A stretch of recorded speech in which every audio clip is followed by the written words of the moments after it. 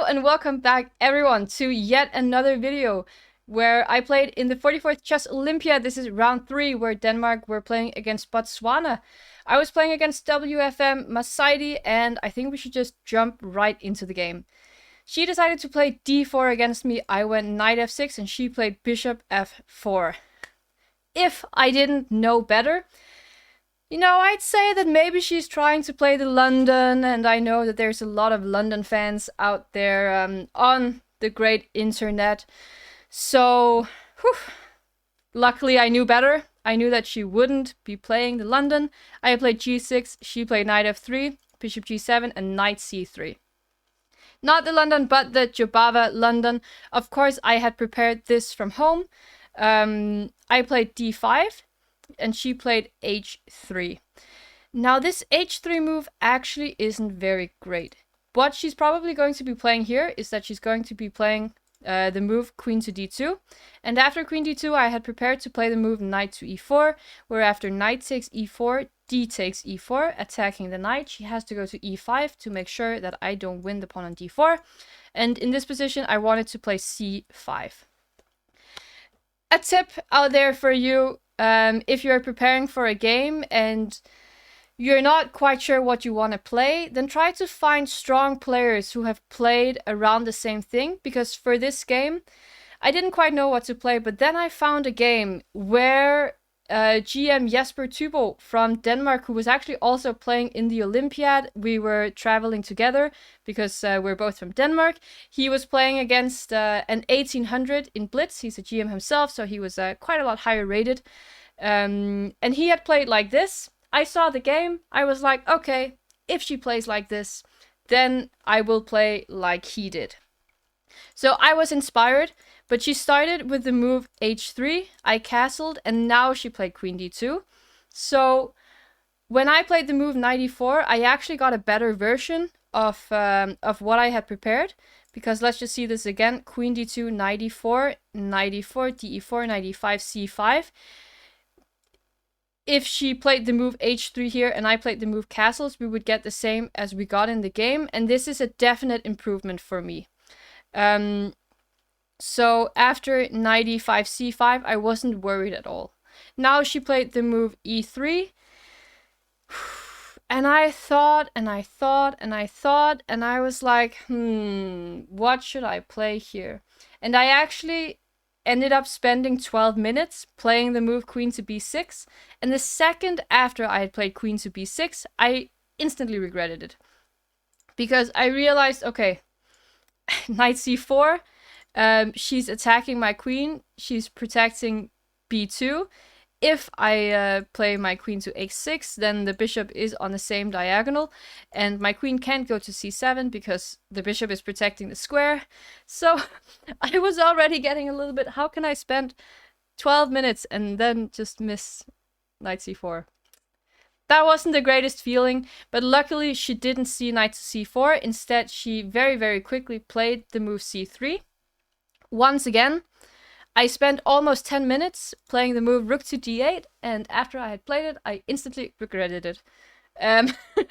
So, yeah, that wasn't very nice. And the reason why I instantly regretted it was that she could play d takes c5, and I can't move my queen, for example, to f6 because the rook on d8 is hanging.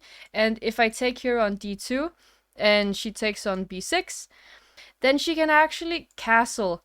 And I'm in huge trouble already. Because if I decide to take the pawn on b6, then rook to d8 is picking up the bishop here on c8 after bishop f8. She can also go for bishop h6, checkmating me on f8. But even if she doesn't see the checkmate, I am dropping a piece. So instead she decided to play the move bishop to c4. And my heart, I was so relieved that she didn't see any of the reasons for why I regretted all my moves instantly after having played them, even though I spent so much time on them. Now I could develop. She's threatening here on f7, and I could just develop my bishop. And she took, I took back, and suddenly life was okay again. In this position, I'm threatening to take on e5. Let's say if she castles, then I can actually take on e5 because bishop takes e5, queen e5, d e5, and the queen on d2 is hanging. So she decided here to play the move queen to c2. I have a hiccup. There we go. Phew. So she decided to play the move queen to c2. Queen to e2 was actually better. And the reason for this is that she wants to keep control over these light squares. And after queen c2, I was in a little bit of a weird space because I was looking at my position and I was like, I spotted a move and I thought, okay, this feels like taking a chance. This feels like I'm risking if I play this move, but I'm that much higher rated. I had around 400 rating points more than my opponent. So I thought, okay, you know what? Let's risk it and we'll see what happens. I played the move g5. The point is that if she takes on g5, I can play f6, where I'm forking the bishop and the knight, and here I'm just completely winning. So instead, she has to move the bishop back. She can go to either h2 or g3. I can understand that she doesn't want to go to h2 because after the move f6 and knight h5, knight g4, sorry, and h5, the knight actually doesn't have any squares. So instead she went with the bishop to g3 and I played f6 to kick the knight back to f4. And here I decided to set up a little trap. It probably wasn't the most precise thing to do. What I really wanted to do here was that I wanted to play h5, the knight goes back to h2, and then to go h4. But the problem right now is that she can either play bishop to c7 or take on b8. And then what will have happened is that I've just, pushed all these pawns in front of my king, and it's starting to look a little bit scary, probably. So what I did in this position after knight to g4 was that I started by playing the move knight to a6. Now she can't take on b8, and the bishop would not be able to go to c7 either. Objectively, a move like knight to c6 was probably stronger, but I thought, the knight is doing approximately the same thing from a6. It's protecting c5. It has the idea of going to b4, but in general, the knight isn't as well placed on a6 as it would be pointing towards the center. She played knight h2 to try to avoid all of these things, so that after h5, she can just play another move here that doesn't get her bishop trapped. For example, the move h4. And now we can see that, okay, the rook is probably opening up a little bit, and my king has become a little bit weak because I pushed all these pawns. So instead, I decided to play the move c takes d4. She has a huge decision to make. Because if she takes with the c pawn, then knight b4, and suddenly I'm getting to d3, and this is just looking completely gone for white. So she had to take with the e pawn, which does open up a little bit more for her king here on e1, and then I played the move f5, where now I'm also looking at f4, once again trapping the bishop. She played the move knight to f1, making this square available for the bishop. And oh dear, I actually did not take a lot of time on my next move. I would suggest that you pause the video and try to figure out what move you would play here if you were black. I can say already that black does have a few different good options. I like what I played. Maybe it was a little bit unnecessary, but I really liked it, because once I spotted it, I actually didn't need to calculate much. Now you've probably thought a little bit, you've come back.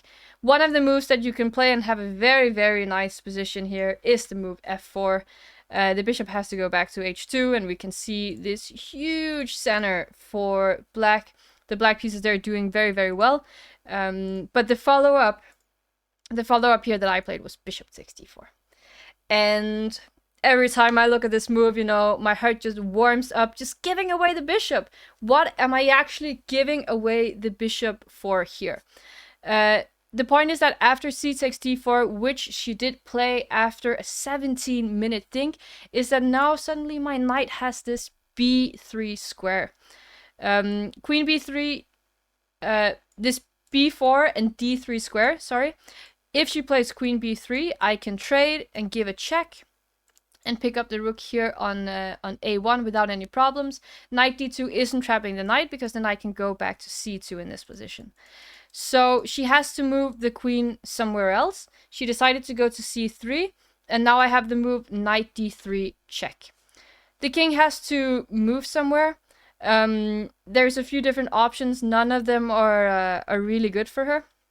She decided to go to d2 to get out of this this queen pointing down at the king.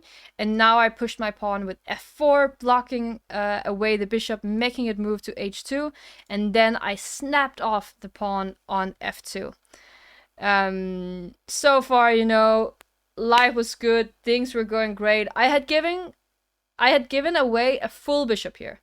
But I had gotten... How many pawns are we on? We're on 2 pawns for the bishop. And this king is dead. All my pieces are in play. The only piece needing to move here is the rook on ah, which can easily come to c8. The knight is great, the queen is great. And look at these pieces for white. Just look at them. The rook on h1 is attacked and has to move to g1 now. And I just played rook a to c8. I said, you know what? If you want to trade queens with queen b3, no problem. I started by taking on d4. The king went to e2, and then I took on b3. She had to take back. So what's happening here? Black is down a piece for 3 pawns. So is black really down anything? No, not really, because this king is out in the open. The pieces are working well. These pieces cannot move. I mean, look at this. Look at this. The knight cannot go to many squares. The bishop cannot go to any at all. I gave a check on c2, so now the knight can't even go to d2 anymore because this square is just completely blocked off. She went to e1. And now I just took on b2. I said, make a move. Move one of your pieces. What are you actually going to move in this position? If she takes the pawn on a7, I just go to d1, checkmate. So she couldn't really come up with much. She played g3, but now after g3, there's a few different ways to checkmate in this position. I didn't want to think much. I knew that I was completely winning. So I played the move f3. I'm threatening a checkmate here on the e2 square. Her only real move to prevent the mate is knight e3, but I knew that I could at least play knight to d3. She can't go to f1 because rook f2 is checkmate, so she would have to go to d1. And if nothing else in the entire world, I could take the bishop back and just be up 4 pawns. So I knew that I didn't have to calculate much after f3. But then she played g4, and I didn't have to calculate at all, because black to move and checkmate. Let me know what you think. Pause the video if you haven't seen it yet, because I'm going to show it. Rook e2. So I was playing a much lower rated opponent, but I was actually quite proud of myself because of how quickly I spotted this this bishop takes d4. And just realizing that I actually don't need the piece, because how much activity am I just getting here? My pieces are just going forward. I'm just snapping off, and I can even trade the queens here. And the engine completely approves of the sacrifice, I can tell you that. Also, earlier in the game, if you had played f4 here, bishop h2, I can say that the most precise is actually also once again to take on d4. So yeah, I hope that you liked the game, and I hope that you feel like you learned something. If you have any feedback or anything, don't forget to leave a comment down below, subscribe, like, whatever, all those things, and then I hope to see you in the next one.